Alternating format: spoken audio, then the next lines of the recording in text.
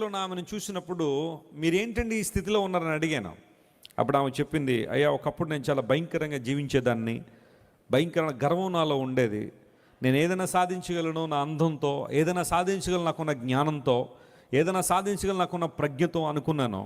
ఒకరోజు నేను రోడ్డు మీద వెళ్తుంటే అందరూ చెబుతున్నా కానీ నా ఆలోచనే సరైనదనుకుని వెళ్తుంటే ఒక యాక్సిడెంట్లో నేను వెళ్ళి ఒక రోడ్డు ప్రక్కన తుప్పల్లో పడిపోయాను.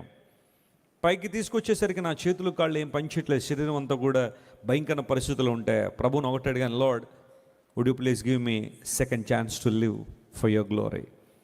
నాకున్న ఈ జీవితం అంతా ఇప్పటిదాకా నా కోసం బ్రతికేశాను, నా ఇష్టానుసారం బ్రతికేశాను.